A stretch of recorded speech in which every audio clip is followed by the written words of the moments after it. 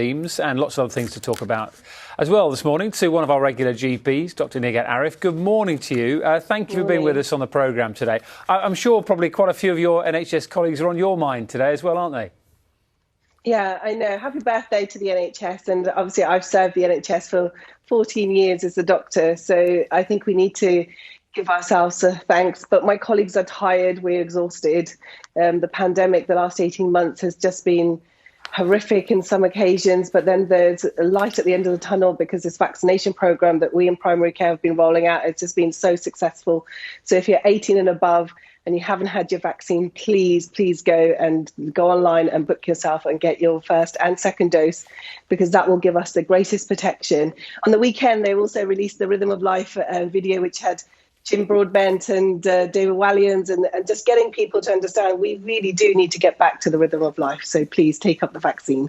Nigat, I've got to ask you as well how you're doing, because you are double jabbed, aren't you? But you've had another bout of coronavirus. So talk us through, because is it right the second time you've had it? Yeah, this is the second time I've had COVID. The first time was back in, oh, sorry, frog in my throat. I'm actually weirdly symptom-free. So this actually shows that the vaccines are working. So the first time I had COVID-19 was in February last year, before even we knew what COVID was, and everybody thought, well, it's just a bit of flu. How wrong we were, and it's not just a bit of flu.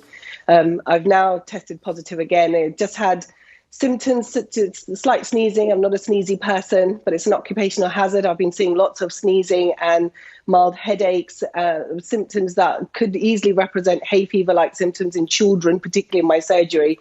And as doctors, unfortunately, we do get what our patients sometimes bring in unwittingly, even when the test is negative.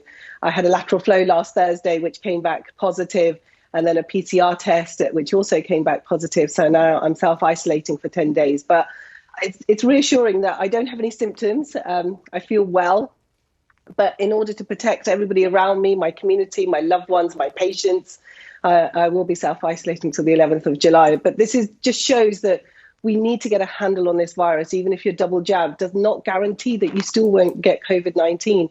So it's all about making sure that we are vigilant as much as possible and respecting this virus as much as possible. OK, well, I'm glad you're OK, self-isolating, as you said, at the moment.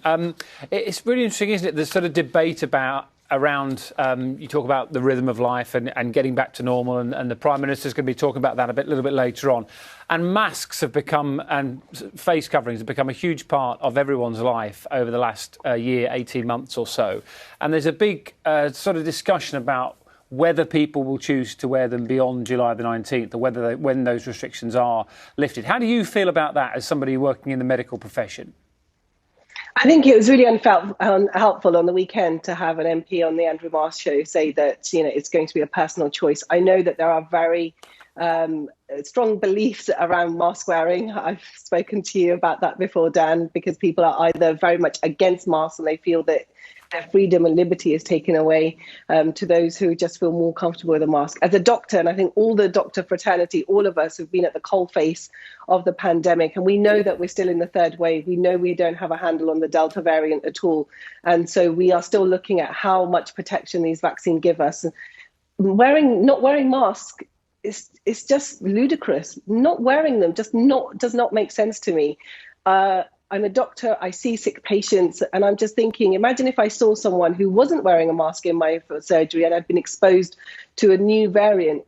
Would I be sick? Would I end up in hospital? It doesn't bear thinking about. And if that happens again to lots of our colleagues, and we have lost colleagues in this pandemic already, lives at stake. So to say that no masks, to me, I just think is a very silly statement, and we're putting lives at risk. So masks will have to remain in order to get a handle on the situation, to make sure that variants don't occur.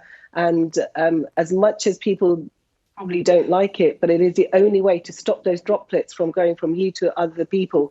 Wearing a mask is a kindness that we have to do, the simplest kindness that we can perform in our communities. So I think this is going to be a really interesting area of debate, and people, as you say, will feel very differently about it, because for some, listening to you this morning and watching you this morning, will think, well, this is a sign of my freedom. This is a choice that I want to make. And the pair of somebody who feels as strongly as you do could sit next to somebody who doesn't want to wear a mask on public transport, and you can see how those conversations will go in the coming months.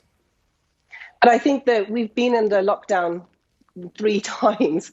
And it just shows us that if we are spreading, so I have COVID-19, and if I'm not wearing a mask and I'm going about my business asymptomatic because I've got no symptoms whatsoever, then that is just going to cause devastation in the community that I'm around. I could be sitting next to someone on public transport who might have just had chemotherapy that day, or I could be sitting to a mum who's pregnant. I mean, you just had a VT with Graham Thatcher with some, a mum who's pregnant ended up in ITU.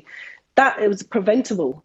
To know that you're spreading something that is preventable, and you could do that by making sure that you just wear a simple face covering, it just makes sense to me as a doctor, and it will make sense to lots of doctors. We just have to look at our colleagues across the East as well. So China and Japan, they've been wearing masks as part of their lifestyle since they've had the MERS and SARS virus. So we've got to learn from other people. And as scientists and doctors together, I think we are all saying exactly the same message, which is face coverings must remain until we come out of this third wave. Yeah, it's always fascinating to talk to you. Thank you very much. And glad you're doing OK as well. I hope the rest of self-isolation goes OK. I'm glad we can still speak to you, though. Thank you. I'm just so glad. Actually, in a weird way, I get to watch football now. More football at home. Yeah. Well, I hope you enjoy Tuesday and Wednesday this week, particularly Wednesday. Every cloud. Thanks, Nigazzi. And Wimbledon, of course. See you later on. Yeah, good to chat. Thank you very much indeed. Sally's going to talk to us about a cracking week of sport